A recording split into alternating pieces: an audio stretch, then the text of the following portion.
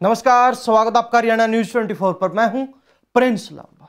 एक तरफ बीजेपी लगातार विरोध झेल रही है, तो वहीं दूसरी तरफ अब बीजेपी कहीं ना कहीं अपनी फजीहत करवाने में भी लगी हुई है। बीजेपी जो लगातार अपना शक्ति प्रदर्शन कर रही है, यानी कि जो अपने 10 लोकसभा प्रत्याशी हरियाणा प्रदेश के, उनको जिताने के लिए लगातार रैलियां की जा रही है और रैलियों का नाम रखा गया है विजय संकल्प रैली। लेकिन ना इन रैलियों के अंदर विजय दिखाई देती है, ना संकल्प दिखाई देता है और ना ही यह रैली नजर आती है, बल्कि एक फ्लॉप शो बनकर जनता के बीच नेगेटिव मैसेज देने का काम कर रही है।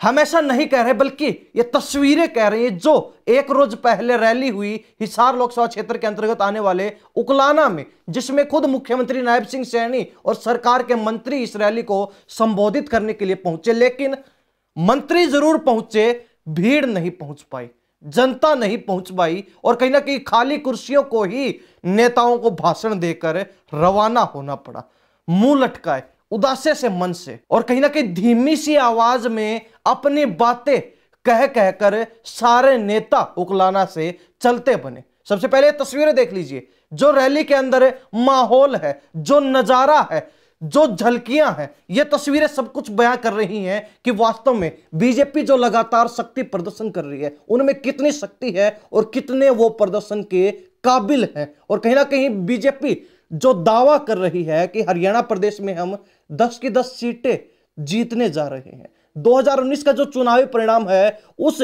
चुनावी परिणाम के इतिहास को 2024 में एक बार फिर हम दोहराने का काम करेंगे। तो कहीं ना कहीं जो नतीजे हैं वो इन रैलियों के माध्यम से, इन शक्ति प्रदर्शनों के माध्यम से अभी से नजर आने लगे हैं। पहले तस्वीरें देख लीजिए। 60 वर्षों में नहीं किए हैं नरेंद्र मोदी की सरकार ने, इन 10 वर्षों में देश के अंदर वो कार्य खड़े कर दिए हैं। चाहे रोड्स की बात हो, चाहे रेलवे कनेक्टिविटी की बात हो, चाहे एयर कनेक्टिविटी की बात हो, और चाहे देश के अंदर नए एम्स खड़े करने की बात हो, लगातार लोगों के हित में ये सरकार काम कर रही है।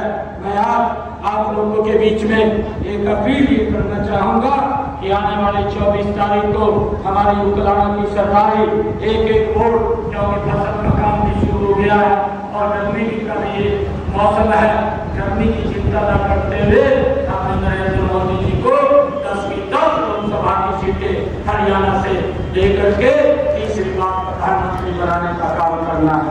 और उसी कड़ी के अंदर हमारी हिसार की ये लोकसभा का कमल का फूल, अरे हरियाणा के अंदर नंबर 1 के ऊपर खेलना चाहिए। जब 4 तारीख को रिजल्ट आए तो यहाँ पर सबसे ज्यादा वोटों से चौधरी रणजीत सिंह जी कमल का फूल लेकर के दिल्ली नरेंद्र मोदी जी के पास जाएं और उनको तीसरी बार प्रधानमंत्री बनाने का काम यह हिसार की हमारी उकलाना की सरकारी करे। ऐसा मैं आप सबके चरणों में निवेदन करता हूं। आप सब इतनी भारी संख्या के अंदर आए हैं, आप सबका बहुत बहुत धन्यवाद। इन्हीं शब्दों के साथ जय हिंद, जय भारत, जय भारत माता के, भारत माता के। तो देखिए आपने तस्वीरें विजय संकल्प रैली की, जो रैली न होकर एक फ्लॉप शो बन चुका है। और कहीं ना कहीं इस फ्लॉप शो के आयोजक हैं खुद हिसार लोकसभा क्षेत्र के प्रत्याशी रणजीत चौटाला, जो लगातार दम भर रहे हैं कि जनता उनके साथ है, जनता बीजेपी को देखना चाहती है, जनता नरेंद्र मोदी को वोट देना चाहती है। लेकिन इन सब चीजों के बीच वो एक बात भूल गए कि कहीं ना कहीं प्रत्याशी वो है, जनता उनसे काम करवाना चाहती है, जनता के बीच चेहरा वो है। पिछले 2 टर्म्स यानी कि 2014 का इलेक्शन, 2019 का इलेक्शन, भाजपा ने लगातार 2 बार नरेंद्र मोदी के चेहरे पर, नरेंद्र मोदी के नाम पर लड़ा। लेकिन कहीं ना कहीं 2024 में जो तस्वीर धुंधली थी वो अब साफ होती हुई नजर आ रही। यानी कि हरियाणा प्रदेश में यह कहा जा सकता है कि अब जो चुनाव है वो क्षेत्रीय मुद्दों को लेकर, चुनाव जो है स्थानीय मांगों को लेकर और जनता के जो अपने हित है उनको लेकर करवट लेता हुआ दिखाई दे रहा है। यानी कि सिर्फ नरेंद्र मोदी के नाम पर वोट लेने से काम नहीं चलने वाला है। यह मैसेज, यह संदेश जनता ने कहीं ना कहीं भाजपा को साफ तौर पर दे भी दिया है। और उसी की एक झलक जो है उकलाना में रैली के बीच देखने को मिली, जहां लगातार नेता जनता को कह रहे हैं कि जो नारे हैं वो थोड़ा तेज आवाज में लगाएं। नारों की आवाज जो है बुलंद होनी चाहिए ताकि बात दिल्ली तक पहुंचे। लेकिन कहीं ना कहीं अब इन नेताओं को कौन समझाए कि खाली कुर्सियां कभी नारे नहीं लगाती हैं, खाली कुर्सियां जो हैं कभी आवाज नहीं लगाती हैं, खाली कुर्सियों की कोई आवाज नहीं होती। खाली कुर्सी मात्र उन नेताओं की तरह है जो जनता के बीच जाते हैं और जब जनता उनका विरोध करती है, सवाल करती है, तो वो मूक दर्शक हो जाते हैं, यानी कि एक दर्शक बनकर रह जाते हैं, चुपचाप खड़े रहते हैं और सारी बातों को सुनते रहते हैं। ठीक ऐसी ही भूमिका रैली के अंदर खाली कुर्सियों की है, जिनको उकलाना के अंदर मुख्यमंत्री से लेकर तमाम नेता भाषण देकर चलते बने। ये हम नहीं कह रहे, ये तस्वीरें बयां कर रही हैं। ये तस्वीरें सारी चीजें बिना कुछ कहे ही बयां कर रही हैं कि वास्तव में क्या हालात जो है आज के दिन भाजपा के हरियाणा प्रदेश में बनते जा रहे हैं। एक तरफ जनता का विरोध, दूसरी तरफ जनता का समर्थन ना मिलना, और तीसरी सबसे बड़ी समस्या कि नेताओं का गांव में ना घुस पाना, नेताओं का लगातार विरोध होना, नेताओं से लगातार सवाल पूछे जाना और नेताओं के पास उन सवालों का जवाब ना होना। यह सबसे बड़ी चुनौती फिलहाल भाजपा के लिए बनी हुई है। और कहने कि धरातल पर बीजेपी कितनी स्ट्रांग है उसकी भी पूरी झलक आप देख चुके हैं इस रैली के माध्यम से। और सिर्फ यही नहीं, बल्कि जहां पर भी भाजपा अपनी शक्ति प्रदर्शन कर रही है, जहां पर भी बीजेपी विजय संकल्प रैली के नाम से जनसभाएं कर रही है, उन सभी रैलियों का यही हाल है। उन सभी रैलियों का नतीजा यही निकला है। सिर्फ एक रैली नहीं बल्कि इससे हटकर कई रैलियों की तस्वीरें सिर्फ यही बात कहती हुई नजर आ रही हैं। हालांकि बीजेपी कहें या फिर हिसार लोकसभा प्रत्याशी रणजीत सिंह चौटाला कहें, वो लगातार यही कह रहे हैं कि उनके शक्ति प्रदर्शन जो है बिल्कुल सफल रहे हैं। लेकिन वो शक्ति प्रदर्शन कितने सफल रहे, ये सारी तस्वीरें जो है हर एक बात को बयां कर रही हैं, हर एक बात चिल्ला चिल्ला कर बताती हुई नजर आ रही हैं। लेकिन कहीं ना कहीं जो तस्वीरें उकलाना से सामने आई, उन्होंने हर सफेद झूठ से काला पर्दा हटाने का काम कर दिया है। अब यह बात हर कोई जानता है कि आखिरी वक्ता जब तक संबोधन अपना खत्म करता उस समय तक सभी जनसभाएं, सभी रैलियां ढीली पड़ जाती है, यानी कि जनता धीरे धीरे खिसकना शुरू हो जाती है। लेकिन उकलाना के अंदर यह जरूर देखने को मिला कि रैली शुरू नहीं हुई, उससे पहले ही खत्म हो गई। यह वीडियो देख लीजिए जिसमें रणजीत चौटाला जो खुद आयोजक हैं, खुद जो है संयोजक हैं, और कहीं ना कहीं जब उनका नंबर आता है तो उससे पहले ही जनता वहां से खिसक चुकी होती है, उससे पहले ही जनता वहां से 9-2-11 रफू चक्कर हो जाती है, और वो भी खाली कुर्सियों को भाषण देते हुए नजर आते हैं। रणजीत चौटाला के बाद मंत्री कमल गुप्ता, हिसार से विधायक 2 बार के, वो भाषण देते हैं तो भी खाली कुर्सियां। और उसके बाद जब मुख्य वक्ता मुख्यमंत्री नायब सिंह सैनी भाषण देते हैं तो भी हालात एक समान ही थे। देख लीजिए ये तस्वीरें। मंच पर विराजमान हमारे इस क्षेत्र के लोकप्रिय प्रत्याशी जिसमें चौधरी देवीलाल जी की छवि एकदम झलकती है, उनके कार्य करने को लेकर के, उनके बातचीत के तरीके को लेकर के, जिनको दुनिया के सबसे लोकप्रिय नेता, भारत के यशस्वी प्रधानमंत्री हमारे बीच में, हमारे कैबिनेट के मंत्री आदरणीय डॉक्टर कमल गुप्ता जी, जो इस लोकसभा के हमारे प्रभारी भी है, राज्यसभा के हमारे सांसद, और लंबे समय तक जिन्होंने भारतीय जनता पार्टी को मजबूत करने का काम किया। खड़े होकर तालियां बजा के भारतीय जनता पार्टी और नायब सिंह जी का स्वागत करें। पूरी भीड़ खड़ी हो जाए, मेरा आपसे निवेदन है। ये तालियां दिल्ली तक पहुंच रही है। दिल्ली का जो भारतीय जनता पार्टी का ऑफिस है उसमें भी द्वारों में आपकी तालियां बजती हुई नजर आ रही है। भाई उकलाना की आवाज तो बहुत मजबूत आवाज है, और आपकी आवाज ये दिल्ली पहुंचनी चाहिए, नरेंद्र मोदी जी के पास। भारत माता के मंच पर विराजमान हमारे इस क्षेत्र के लोकप्रिय प्रत्याशी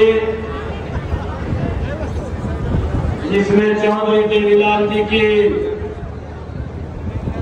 छवि एकदम झलकती है, हमारे बीच में हमारे कैबिनेट के मंत्री आदरणीय डॉक्टर कमल गुप्ता जी, जो इस लोकसभा के हमारे प्रभारी भी हैं, राज्यसभा के हमारे सांसद और लंबे समय तक जिन्होंने भारतीय जनता पार्टी को मजबूत करने का काम किया, ऐसे आदरणीय सुभाष बराला जी। अब इन सभी चीजों से हटकर एक और विशेष बात जो यहां देखने को मिली, यानी कि कुलाना में जो विजय संकल्प रैली हुई भाजपा की, उसमें एक विशेष चीज जो देखने को मिली कि यहां पर काफी बड़ी संख्या में जो है आशा वर्करों को लाया गया था। और लाया भी क्या गया, झूठ बोलकर उनको बहकाकर यहां पर बुलाया गया था कि वो उकलाना में जो रैली हो रही है वहां पर पहुंचे, वहां मुख्यमंत्री नायब सिंह सैनी उनसे मुलाकात करेंगे, उनकी बातें सुनेंगे, उनकी मांगे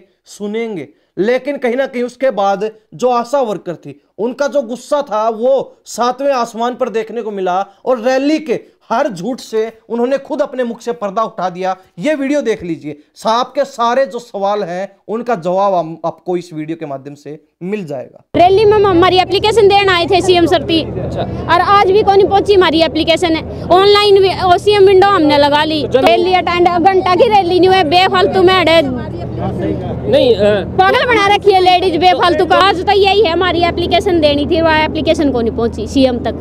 ठीक है, अब सभी चीजों को किनारे करके एक बार फिर अगर नजर डाली जाए तो बीजेपी के मन में, बीजेपी के नेताओं के दिल में विरोध का डर, विरोध का खौफ इस कदर घर कर चुका है कि उनको पुलिस दल बल के सहारे गांव में घुसना पड़ रहा है। यानी कि वो अकेले अपने दम पर किसी गांव में जनसभा तक नहीं कर पा रहे, उसके लिए उनको पुलिस प्रशासन का सहारा लेना पड़ रहा है। और उकलाना जो रैली हुई उसमें भी ठीक यही देखने को मिला कि जनता से अधिक वहां पर पुलिसकर्मी दिखाई दे रहे थे। खाली कुर्सियों पर भी आपको पुलिसकर्मी ही बैठे नजर आ रहे होंगे तस्वीरों में। और साथ ही जो लोग उनका वहां विरोध करने भी पहुंचे, जो किसान वहां विरोध करने पहुंचे, हाथों में काले झंडे लेकर मुख्यमंत्री का, रणजीत चौटाला का, मंत्री कमल गुप्ता का और तमाम भाजपा के नेताओं का, तो कहीं ना कहीं उनको भी हिरासत में ले लिया जाता है, गिरफ्तार कर लिया जाता है। और कहीं ना कहीं ये हर तस्वीर जो है बीजेपी के वर्तमान हालात,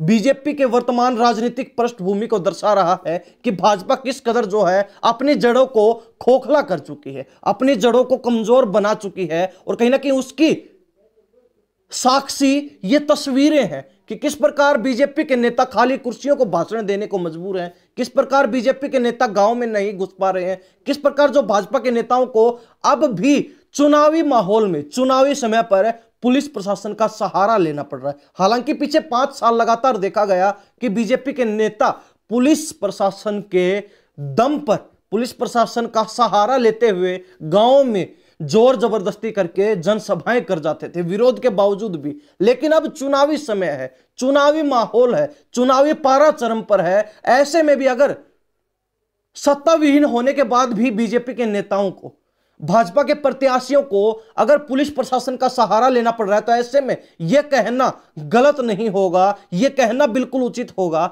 कि बीजेपी कहीं ना कहीं धरातल पर अपनी छवि को खराब कर चुकी है। बीजेपी धरातल पर अपनी परिस्थितियों को अपने ही विषम बना चुकी है। और कहीं ना कहीं भाजपा जो 5 साल पहले तक धरातल पर काफी मजबूत नजर आती थी, एक जबरदस्त हैवीवेट कैंडिडेट नजर आती थी, कहीं ना कहीं अब वो जो है बीजेपी फुस नजर आ रही है।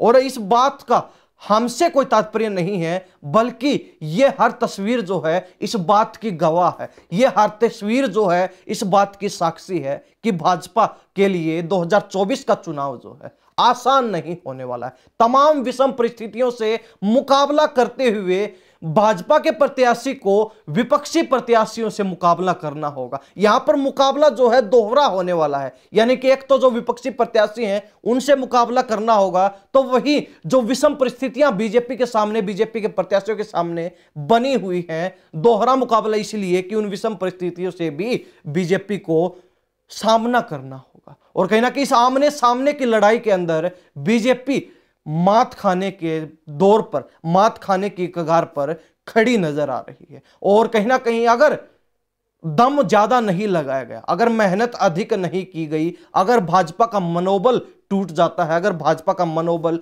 कमजोर हो जाता है, बीजेपी के कार्यकर्ताओं का उत्साह अगर कम हो जाता है, उसमें जो प्रबलता है वो कम हो जाती है, वो प्रभावित होती है, तो ऐसे में बीजेपी हार का शिकार भी कई सीटों पर बन सकती है। यह बात राजनीतिक जानकारों का कहना है। इस बात को लेकर राजनीतिक जानकार ये हर पहलू पर बातचीत करते हैं, जानकारियां देते रहे हैं और लगातार जो है इसी प्रकार की जानकारियां सामने भी आ रही हैं। खैर, हरियाणा प्रदेश की जनता और विशेष तौर पर हिसार लोकसभा क्षेत्र के लोग इस विजय संकल्प रैली को लेकर क्या सोचते हैं? कि जो तस्वीरें हैं जो नजर आ रही हैं स्क्रीन के ऊपर, ये तस्वीरें सारी चीजें बयां कर रही हैं या फिर कहीं ना कहीं बीजेपी जिस प्रकार अपने आप को कमजोर दर्शा रही है उससे कहीं मजबूत है? इस बारे में आपका क्या सोचना है? कमेंट अपनी राय जरूर दीजिए। इन्हीं सब बातों के साथ मैं प्रिंस लांबा, हरियाणा न्यूज 24। नमस्कार, जय हिंद।